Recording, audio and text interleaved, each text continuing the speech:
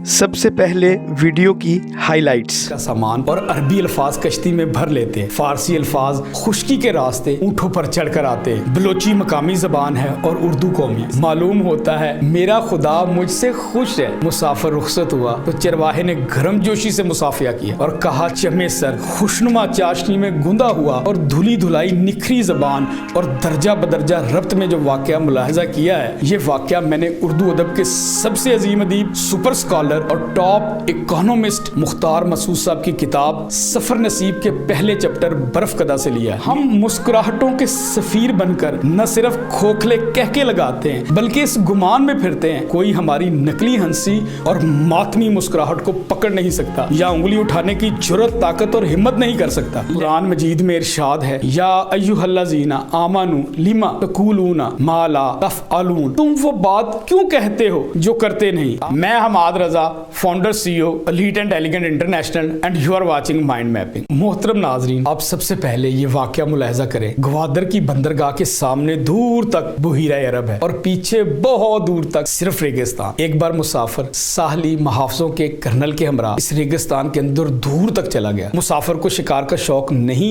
मगर फिर भी वो इन इलाकों में जहाँ शिकारी अपनी गर्ज लेकर जाते हैं गाहे बगाहे बेगर्ज निकल जाता है। सहरा में एक जगह खारदार खुश्क झाड़ियों के पास एक टुंडमुंड दरख्त ईंठन की हालत में ऐसे खड़ा था जैसे दर्द की शिद्दत से अभी जमीन पर लौटने लगेगा। इसके नीचे एक चरवाहा बैठा था जो अजनबी चेहरों को हैरत से देख रहा था। पुख्ता उम्र, खुश मिजाज, खामोश और बाहोश। मुसाफिर देर तक उससे गुफ्तगू करता रहा जो अगरचे बराह रास्त थी, मगर मुतरजम के सहारे की जरूरत उस वक्त पड़ जाती जब वो चरवाहा अरबी, फारसी और बलोची रोजमर्रा को उर्दू से गलत मलत करता। ग्वादर की बंदरगाह से बादबानी कश्ती में चले तो हवा इसे सीधा मस्कत ले जाती है। मला वहां से चंगी चोरी का सामान और अरबी अल्फाज कश्ती में भर लेते हैं। फारसी अल्फाज खुश्की के रास्ते ऊँटों पर चढ़कर आते हैं। बलोची मकामी जबान है और उर्दू कौमी। इस चरवाहे के रेवड़ में इन सारी जबानों के मुहावरे जमा थे। मुसाफिर ने चरवाहे से माशियात यानी इकोनॉमिक्स का वो सबक सीखा जो किसी किताब में नहीं मिलता। वो उससे गुज़र औकात की तफसील पूछ रहा था। चरवाहे ने कहा सीधी सी बात है, अगर बकरियां 30 हों तो रोटी एक वक्त मिलती है, 60 हों तो 2 वक्त मिलती है, 100 हों तो भूखा मरता हूँ। मुसाफिर का सारा किताबी इल्म धरा रह गया। उसने इकरार किया ये सीधी बात उसकी समझ में नहीं आई। चरवाहा बोला मेरी कोई बकरी नहीं, मैं राखी हूँ। लोग हर शिशमाही मुझे अपनी बकरियां चराने के लिए देते हैं। मुआवजा 1 रुपया फी बकरी फी माह के हिसाब से तय है। इसके अलावा दूध मेरा और बच्चे इनके। जब आमदनी का दारोमदार 30 बकरियों तक छोटे से गले यानी रेवड़ पर हो तो रूखी सूखी गुजर हो जाती है। महंगाई भी है और कुनबा भी है। जब इससे दुगना रेवड़ मेरे हवाले हो तो मैं बड़ा आसूदा रहता हूँ। दूध मक्खन भी निकल आता है, छाछ लस्सी की भी कमी नहीं होती। इस शिशमाही बच्चों के कपड़े और बीवी का जेवर बना लेता हूँ। अगर रेवड़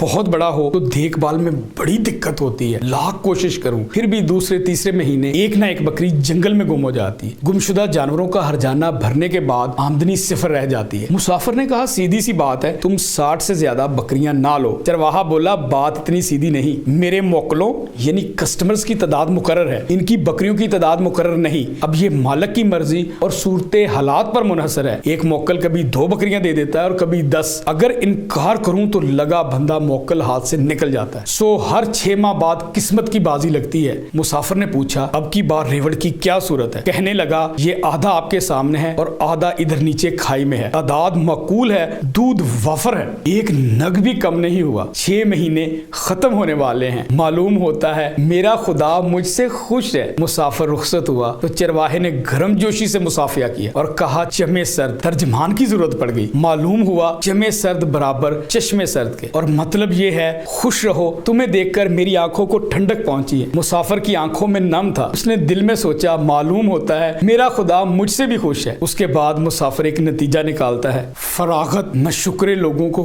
कहाँ नसीब होती है जिनकी जिंदगी हर कदम और हर फैसला नफा नुकसान का गोशवारा यानी बजट बनाते गुजर जाती है। मुसाफिर सवाल करता है कि जिंदगी की सबसे बड़ी दौलत क्या है। जवाब मिलता है खुद जिंदगी एक दौलत है। फिर सवाल उठता है इससे बड़ी दौलत। फिर जवाब मिलता है औलाद। फिर एक सवाल तेज ख्याल की तरह पूरे वजूद को अपनी गिरफ्त में ले लेता है कि दुनिया की सबसे बड़ी दौलत क्या है। जवाब हमारे पास मौजूद होता है लेकिन निगाह इल्तफात उधर जाती नहीं। हमें इस जवाब की तलाश नहीं होती। सारी जिंदगी खुद को फरेब देते रहते हैं। आगे बढ़ने से पहले आपने अगर चैनल सब्सक्राइब नहीं किया तो इसको सब्सक्राइब कर लें और बेल आइकन को भी दबा दें ताकि आपको हर नई आने वाली वीडियो मिलती रहे। मेरा यकीन है ये चैनल आपकी जिंदगी, किस्मत और मुकद्दर तीनों دنوں کو نہ صرف یکسر تبدیل کر دے گا بلکہ آپ کو کامیابی کی بلند ترین چوٹی پر لے جائے گا۔ میں واپس اپنی کہانی پر آتا ہوں۔ مسافر نتیجے کا اعلان کرتا ہے، دنیا کی سب سے بڑی دولت قناعت پسندی ہوتی ہے۔ جی ہاں ناظرین، قناعت پسندی، اور ہم اس قیمتی ترین دولت کو سم و زر کی تلاش میں ضائع کر دیتے۔ آپ نے جو اوپر لفظوں کی خوشنما چاشنی میں گوندا ہوا اور دھلی دھلائی نکھری زبان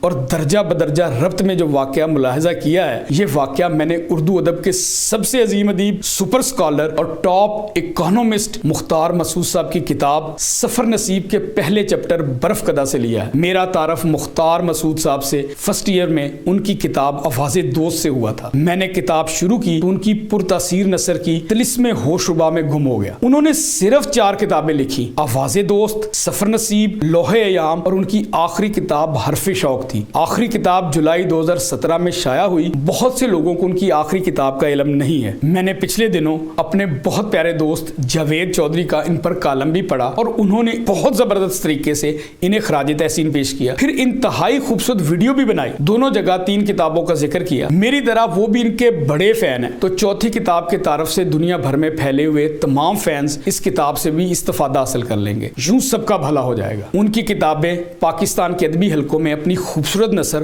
اور بے تکلف اسلوب کی وجہ سے بہت زیادہ مانی جاتی ہیں۔ پاکستانی ادب میں ان کی خدمات کے اعتراف میں انہیں ستارہ امتیاز سے بھی نوازا گیا ہے۔ مختار مسعود صاحب کے بہت سے کارنامے، اکنامکس پڑھائی تو کمال کر دیا، CSS کر کے بیوروکریٹ بنے تو پاکستان کی نشانی بنانے والی علامت ٹیم کے ہیڈ بنے، منفرد اور چھوتا آئیڈیا مینار پاکستان تعمیر کیا۔ بیرونی دنیا اور خصوصاً ہندوستانی حکومت سوچتی تھی ہم منگلا اور تربیلا ڈیم نہیں بنا سکیں گے، انہوں نے یہ معجزہ بھی کر دکھایا۔ اسلام آباد میں زرعی ترقیاتی بینک کی 12 منزلہ انتہائی دیدہ زیب، دلکش اور بلند ترین عمارت بھی بنائی۔ یہ کتنے بڑے انسان تھے، آپ اس چھوٹی سی بات سے اندازہ لگائیے۔ وفاقی حکومت کی بلند ترین عمارت کا سنگ بنیاد دفتر کے چپڑاسی سے رکھوایا۔ میں نے بہت ریسرچ کی لیکن ان کا نام نہیں ڈھونڈ سکا۔ لیکن میرا آج کا موضوع مختار مسعود صاحب کے نکالے ہوئے نتیجے کا وہ آخری فقرہ ہے، دنیا کی سب سے بڑی دولت قناعت پسندی ہوتی ہے۔ ان کے اس جملے نے مجھے 1992 میں اپنی گرفت میں لیا تھا اور میں آج 30 سال بعد بھی اپنے آپ کو اس سحر سے آزاد نہیں کرا سکا۔ یہ ننا بیج کب کومپل بنا اور کب اس نے تناور درخت کی شکل اختیار کر لی۔ میرے اور مجھ جیسے بہت سے دوسرے لوگ اگر بہت زیادہ سیدھے رستے سے نہیں بٹکے، ازمائشوں کے پل صراط پر نہیں ڈگمگائے، مصائب اور الام کی تیز و تند آندھیوں کے آگے ہمیشہ سینہ سپر ہوئے، تو یہ مختار مسعود صاحب کی نثری مائنڈ میپنگ کا کمال ہے۔ باقی تو مجھ سمیت سب کا حال یہی رہا، چند خال خال مثالوں کو چھوڑ کر جو ہم لکھتے رہے، جو ہم بولتے رہے، وہ ہم کرتے نہیں رہے، اور جو کرتے رہے اسے دھوکہ فریب کہوں گا تو لوگ برا مان جائیں۔ ہم مسکراہٹوں کے سفیر بن کر نہ صرف کھوکھلے کہہ کے لگاتے ہیں بلکہ اس گمان میں پھرتے ہیں کوئی ہماری نقلی ہنسی اور ماتمی مسکراہٹ کو پکڑ نہیں سکتا یا انگلی اٹھانے کی جرات، طاقت اور ہمت نہیں کر سکتا۔ لہجے کی مٹھاس، شہد اور نرمی، حالات کے مطابق طنز کی تیز تلوار، گالیوں کی بچھاڑ اور اندھا دھند یلغار ہوتی ہے۔ ہماری دکھاوے کی عاجزی مطلب نہ پورا ہونے پر فرونیت اور رونیت کو بھی شرمندہ کر دیتی ہے۔ ہمارا اللہ کا کرم، فضل اور اس کی مہربانی بھی منہ زبانی ہوتا ہے، اپنے مفاد یا چند پیسوں کے لالچ میں بھاپ کی طرح اڑ جاتا ہے۔ ہم عادل کا نعرہ لگاتے ہوئے بھی دوسروں کی کوتاہیوں کے جج اور اپنی پہاڑ جیسی غلطیوں کے وکیل بن جاتے ہیں۔ قرآن مجید میں ارشاد ہے، یا ایھا الذین آمنوا لما تقولون ما لا تفعلون، تم وہ بات کیوں کہتے ہو جو کرتے نہیں۔ آپ ملاحظہ کریں دنیا کی سب سے بڑی دولت قناعت پسندی کو لکھنے والے نے اس بات کو کیسے ثابت کیا۔ آپ کو اپنی آنکھیں نم ہوتی ہوئی محسوس ہوں گی، آپ چند لمحوں کے لیے گرد و پیش سے بھی غافل ہو جائیں گے، آپ کو دنیا میں آنے کا شاید مقصد بھی پتہ چل جائے گا۔ انہوں نے اپنی ساری دولت سے آزاد جموں کشمیر میں پاکستان کے دور دراز اور گمنام چوکی گاؤں میں ایک جدید ترین سکول اور کالج قائم کیا، اپنی تمام ذاتی کتابیں اور لائبریری بھی مذکورہ سکول کو عطیہ کی۔ افتتاح کے موقع پر جب بلایا گیا تو 3 شرطیں رکھی۔ پہلی، سکول پر میرے نام کی تختی نہیں لگے گی۔ دوسری، افتتاح کی کوئی تقریب نہیں ہوگی۔ تیسری، میں اتوار کے دن سکول آؤں گا۔ اس طرح اتوار کے دن سکول میں جا کر بسم اللہ الرحمن الرحیم لکھا اور واپس آ گئے۔ ان کا انتقال 15 اپریل 2017 کو لاہور میں ہوا۔ آج بھی سکول کا آغاز 1000 طلبہ و طالبات اور اساتذہ کرام ہر صبح مختار مسعود صاحب کے لیے دعا کر کے کرتے ہیں۔ آپ کو اگر قناعت پسندی سے بڑی دولت کا پتہ ہو تو مجھے ضرور بتائیے گا، اگر جواب نہیں ہے تو اسے ضرور اپنائیے گا۔ آپ کامیاب ہو جائیں گے. آپ کو خوشی, سکون اور برکت بھی مل جائے گی, اور آپ کی دعاؤں کے لیے سینکڑوں اور ہزاروں ہاتھ بھی اٹھ جائیں گے, اور آپ کے دل اور زبان سے بھی بے اختیار میرا اللہ مجھ سے بھی خوش ہے کا نغمہ چاروں طرف گونج اٹھے گا. ڈھیروں دعائیں, بہت بہت پیار. حماد رضا. اگر آپ کو یہ ویڈیو پسند آئی ہے تو اسے ضرور کسی نہ کسی کے ساتھ شیئر کر دیں. اگر کوئی بھولا بھٹکا اور بگڑا آپ کی شیئرنگ کی وجہ سے ٹھیک ہو گیا تو قیامت تک انڈائریکٹ ثواب آپ کے اکاؤنٹ میں آتا رہے گا.